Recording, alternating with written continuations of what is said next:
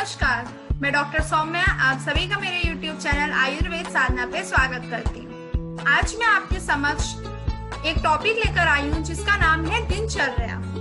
वक्त के साथ लोगों की लाइफ स्टाइल में भी काफी बदलाव देखने को मिल रहा है, जिसका असर उनकी जिंदगी और उनकी सेहत पर भी पड़ रहा है। जी हाँ, बिगड़ती लाइफ स्टाइल की वजह से लोग लंबी और खतरनाक बीमारियों से शिकार हो रहे हैं। ऐसे में अब जरूरत आ पड़ी है कि एक बार फिर से हम आयुर्वेदा के अनुसार दिनचर्या को बनाएं ताकि खुद को और अपने चाहने वालों को स्वस्थ रख सकें। तो इस वीडियो में हम आपको आयुर्वेदा के अनुसार दिनचर्या या लाइफ स्टाइल इसके बारे में बताएंगे।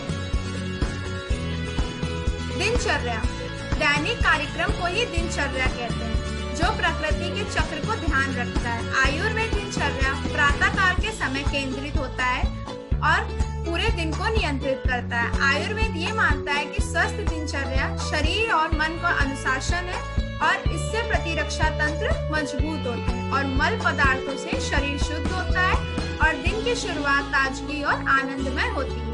दिनचर्या के अंदर प्रातः उत्थान, मल उत्सर्ग, दंत धावन, नस्य, गंडुश, अभ्यंग, व्यायाम, स्नान, भोजन, सदवृत और निद्रा ये सारे आते हैं। अब ब्रह्म मुहूर्त अर्थात प्रातः उत्थान। प्रातः उत्थान मतलब सुबह शीघ्र जल्दी उठना चाहिए सूर्योदय से पहले, और रात का खाना डाइजेस्ट हुआ है कि नहीं इसका विचार करने के बाद में ही हमको सुबह उठना चाहिए।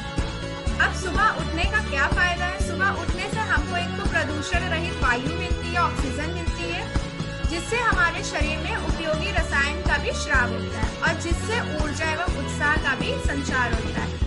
एक विद्यार्थी को ज्ञान प्राप्ति के लिए सबसे योग मुहूर्त जो होता है वो ब्रह्म मुहूर्त कहा गया है और रात्रि का चतुर्दश मुहूर्त ही ब्रह्म मुहूर्त होता है। ब्रह्म मुहूर्त में उठने के बाद में उसके बाद हम लोग को ऊषापान अर्थात सुबह उठकर 1-2 ग्लास जल पीने से पाचन तंत्र सुचारू ढंग से काम करता है।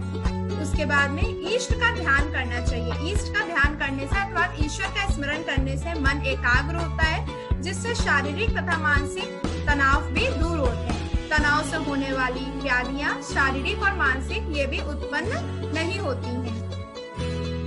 मल उत्सर्ग शरीर चिंता निवृत्तम कृत शौच विधिष्ठिता। जल और ईश्वर का स्मरण करने के बाद में आपको मल का त्याग करना चाहिए। मल त्याग कैसे करना चाहिए? मौन रखकर और मन में कोई भी विचार ना आ रहा हो, ऐसे में मल त्याग करना चाहिए। मल त्याग करने से क्या होता है? विषैले तत्व जो हमारे शरीर में बने हुए उनको शरीर के बाहर निकाला जाता है और इस क्रिया को करने से पूरे दिन शरीर में हल्कापन बना रहता है।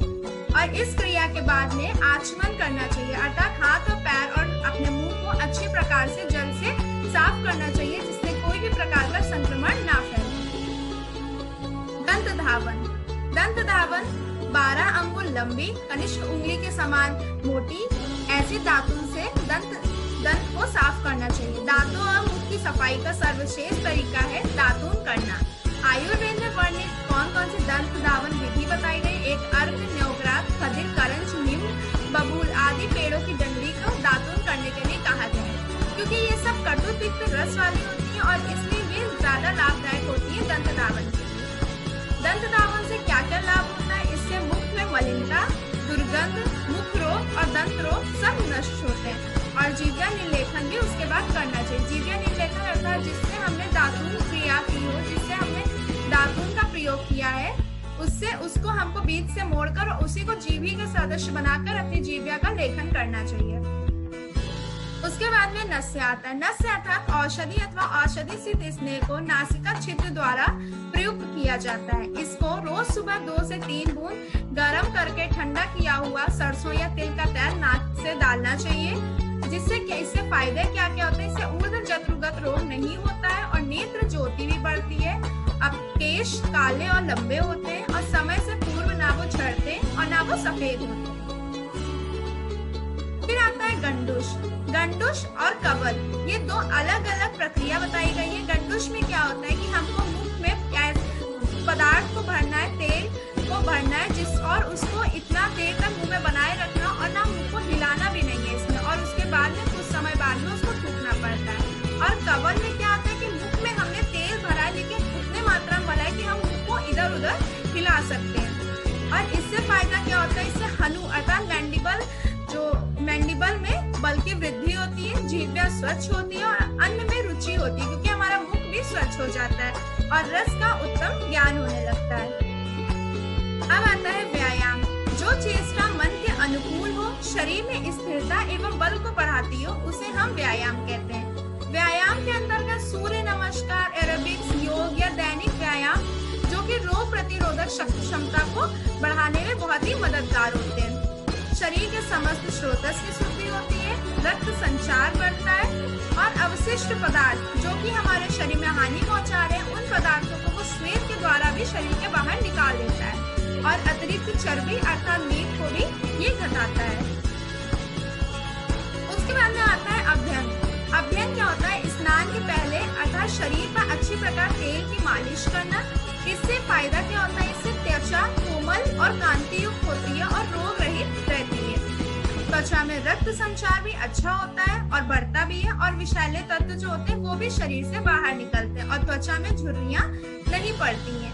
और अभ्यंग के क्या क्या लाभ है, इससे शरीर में पुष्टि होती है, मांसपेशियां जो होती है वो दृढ़ होती है और नींद भी अच्छी आती है अर्थात गहरी नींद आती है। अब आता है स्नान। स्नान हमेशा हाथी समान करना चाहिए अर्थात पानी की मात्रा अधिक होनी चाहिए। इससे क्या फायदा, पानी की मात्रा जब अधिक होगी तो हमारा पूरा शरीर शुद्ध हो जाएगा। अब स्नान जो होता है दैनिक स्वास्थ्य के लिए बहुत आवश्यक होता है और इससे क्या होता है, इससे सभी प्रकार की अशुद्धियां दूर होती हैं, गहरी नींद आती है और शरीर में अतिरिक्त ऊष्मा, दुर्गंध, पसीना, खुजली, प्यास, इन सबको स्नान जो होता है वो दूर करता है और शरीर के समस्त ज्ञानेंद्रियों को सक्रिय करता है, रक्त का शोधन करता है और भूख को भी स्नान बढ़ाता है। अब आता है भोजन। भोजन अर्थात हमको शुद्ध, पौष्टिक, स्वादु और हल्का नाश्ता करना चाहिए। मतलब सुबह का जो ब्रेकफास्ट होता है वो हमेशा हल्का होना चाहिए, शुद्ध होना चाहिए और पौष्टिक होना चाहिए। दोपहर का भोजन गरिष्ठ होना चाहिए और ऊर्जादायी पदार्थों से परिपूर्ण होना चाहिए और इसके ग्रहण करने के बाद में कुछ मिनट तक टहलना चाहिए, क्योंकि वो आवश्यक होता है कुछ समय, मतलब 5-10 मिनट के लिए आपको टहलना चाहिए। उसके बाद में आता है रात्रि का भोजन। रात्रि का भोजन हमेशा कम से कम या फिर लघु करना चाहिए और जो कि सुपाच्य ऐसा भोजन का प्रयोग करना चाहिए और भोजन के उपरांत 15 मिनट तक टहलना चाहिए, नहीं तो वज्रासन में बैठना अत्यंत लाभदायक बताया गया है। अब आता है निद्रा। निद्रा अर्थात सोना या फिर सोना, स्लीपिंग। निद्रा ग्रीष्म ऋतु के अतिरिक्त सभी ऋतुओं में रात्रि में 6 से 8 घंटे की नींद लेना आवश्यक होता है। अब निद्रा लेने के क्या क्या फायदे हैं? उचित निद्रा के सेवन से शारीरिक एवं मानसिक थकान ये दूर होता है और सम्यक पाचन होता है, क्योंकि हमारा भी बॉडी रेस्ट में होती है तो डाइजेस्टिव सिस्टम भी अपना काम भी अच्छे प्रकार से कर पाते हैं। शरीर में नई ऊर्जा का संचार होता है, सोकर उठने के बाद में एक नई ऊर्जा का भी संचार हो जाता है बॉडी में और निद्रा शरीर की सम्यक वृद्धि और विकास के लिए भी अति आवश्यक है निद्रा। अर्थात टाइमली 6 से 8 घंटे की नींद लेना अति आवश्यक कहा गया है। इसके साथ मैं अपने टॉपिक को समाप्त करती हूँ। Thank you. Please like, share and subscribe my channel.